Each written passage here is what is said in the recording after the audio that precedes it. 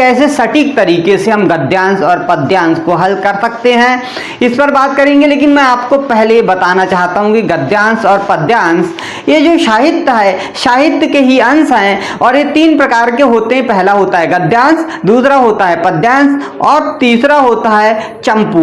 हम तीनों की बात कर लेते हैं, वो सटीक मैं आपके सामने रखना चाहूंगा। गद्यांश अर्थात जिनमें लय, छंद आदि का प्रयोग नहीं होता, अलंकारों का प्रयोग नहीं होता, उसे हम गद्यांश कहेंगे, अर्थात इनमें इनका प्रयोग नहीं होगा। और पद्यांश में रस, छंद, अलंकारों का प्रयोग होगा, वहाँ पद्यांश होगा। और जो चंपू है वह दोनों का मिश्रण जो होता है वह चंपू होता है। इस प्रकार हम आज बात करने वाले हैं गद्यांश की, और गद्यांश में भी कौन सा हम बात करेंगे, अपठित जो है गद्यांश। अपठित, पठित का अर्थ पढ़ा हुआ और अपठित का अर्थ है जो आपने कभी नहीं पढ़ा है, उसे हम अपठित कहेंगे। अर्थात यह क्यों परीक्षा में दिया जाता है, इस पर भी हम बात करेंगे, लेकिन आप पूरा वीडियो जरूर देखें। अब आपको मैं बताना चाहूंगा कि जो गद्यांश है, इस गद्यांश में प्रश्न पूछे जाते हैं और आपको एक बिना पढ़ा हुआ आपको पैरा दे दिया जाता है, उसके अंतर्गत आपको उनके जवाब देने होते हैं। अब जैसे मैंने आज एक गद्यांश भी ये लिखा हूँ और इस गद्यांश के जो उत्तर हैं वो हमें कैसे निकालना है और सबसे सटीक इसका तरीका क्या है, इस पर बात करूँगा मैं। लेकिन सबसे पहले जो गद्यांश आया है उसकी मैं बात करने वाला हूँ और मैं बताना चाहता हूँ कि गद्यांश को कैसे हल करें। गद्यांश वास्तव में जो परीक्षार्थी है वो सही सूझबूझ तथा ग्रहण करने की उसकी कितनी परख है, इस बात को जानने के लिए परीक्षार्थी को गद्यांश या पद्यांश दिया जाता है, जिससे उसके ज्ञान की जांच की जाती है, परख की जाती है और हमें एक निश्चित समय सीमा में इन प्रश्नों के जवाब देने होते हैं, पूछे जाएंगे। सबसे पहले हम बात करेंगे यहाँ पर गद्यांश की, और जो गद्यांश है वो अपठित है।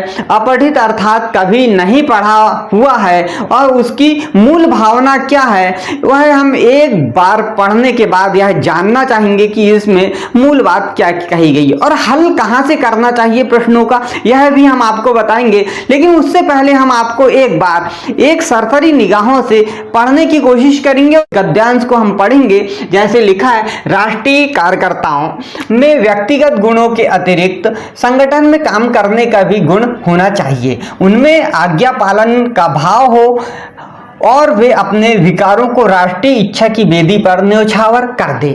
जो काम हो वह संगठन के साथ राष्ट्रीय महासभा की आकांक्षाओं का उल्लंघन कभी न किया जाए। यदि सत्य अंतःकरण किसी भी तरह न माने तब भी राष्ट्रीय नेता की सम्मति अवश्य ले ली जाए। हम यह नहीं कह सकते कि अपने अंतःकरण और विचार शक्ति को बेच दिया जाए, परंतु हम यह अवश्य कहेंगे कि बहुत ही असाधारण अवस्थाओं को छोड़कर हमारे कार्य राष्ट्रीय महासभा के अधीन हो। व्यक्तिगत स्वतंत्रता बड़ी अच्छी चीज है, बड़ी अच्छी और अत्यंत ऊंची, परंतु राष्ट्र की स्वाधीनता प्राप्त करने के लिए उसे संकुचित कर देना एक ऐसा त्याग है जिसकी क्षमता नहीं हो सकती, जो सब त्यागों में श्रेष्ठ है। वर्तमान परिस्थितियों में यदि किसी त्याग से तुरंत सफलता मिल सकती है तो वह यही त्याग है। हमें आशा ही नहीं विश्वास है कि जिन उत्साही और त्यागी आत्माओं ने सच्चे हृदय से राष्ट्रीय आह्वान का उत्तर दिया है वे इस त्याग को करने में भी समर्थ होंगे। तो ये आज का हमारा गद्यांश है और इस गद्यांश की मूल भावना जो है वह हमने समझ लिया है। लेकिन हम प्रश्न जो दिए गए हैं उनको कैसे हल करना है इस पर आज बात कर रहे हैं और वही सबसे सटीक हमें उत्तर देना है और जल्दी से जल्दी उन जवाबों को देना है, क्योंकि यहाँ पर समय सीमा निर्धारित होती है। उस समय सीमा में ही हमें इनके पूरे जवाब देना होता है। यदि हमने अधिक समय लगाया तो हम परीक्षा में जो श्रेणी पाना चाहते हैं उस से हम चूक सकते हैं, इसीलिए हमें एक निश्चित सीमा तय करें। तो कैसे हम इनको सबसे जल्दी हल कर पाएं, इस बात पर हम विचार करने वाले हैं और हम आपको बता रहे हैं कि यह है। देखिए, सबसे पहले हम बात करेंगे, यहाँ पर इसको हमने एक बार सरसरी निगाहों से पढ़ लिया है, लेकिन हमने जो प्रश्न दिए गए थे उन प्रश्नों को सबसे पहले एक बार हमें पढ़ना है और जल्दी से जल्दी इनको पढ़ लेना एक बार। जैसे विकारों को किस वेदी पर न्यौछावर करना चाहिए, दूसरा इनमें से किन शब्दों में अति उपसर्ग का प्रयोग किया गया है, तीसरा श्रेष्ठ शब्द का विलोम है, चौथा राष्ट्रीय आह्वान का उत्तर किसने दिया, पांचवा इनमें से कौन सा विकल्प समर्थ का वर्ण विच्छेद है। अब इन प्रश्नों को हमने पढ़ा और इन प्रश्नों को पढ़ने के बाद हमें देखना पड़ेगा कि इनमें कितने व्याकरण से पूछे गए हैं और इस गद्यांश से कितने यहाँ पर प्रश्न पूछे गए हैं। इस बात का ध्यान रखते हुए जो गद्यांश से प्रश्न पूछे गए हैं उन प्रश्नों के जवाब इसी गद्यांश में तलाशने की कोशिश करेंगे। हमने जब एक बार पढ़ा है और दूसरी बार जैसे ही हम इस गद्यांश को पढ़ते हैं तो इस गद्यांश में इन वाक्यों को, इन प्रश्नों के अर्थ को समझकर उन पर हम एक रेखांकित कर देंगे।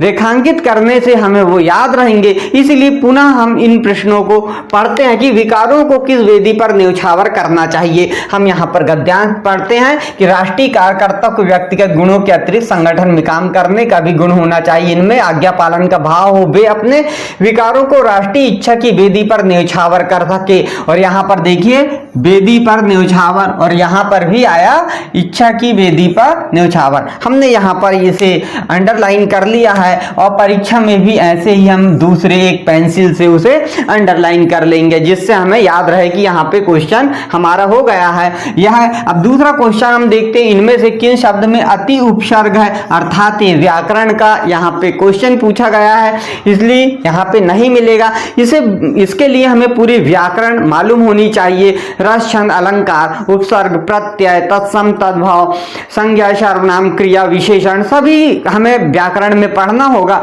क्योंकि इससे हमारे जो परीक्षार्थी की सूझ समझ और ज्ञान की परख करने के लिए ही यह पूछा जाता है गद्यांश, इसीलिए इसमें इन सब व्याकरण के प्रश्नों को दिया जाता है। दूसरा हम देखेंगे, तीसरा श्रेष्ठ शब्द का विलोम, तो यह विलोम शब्द आ गया।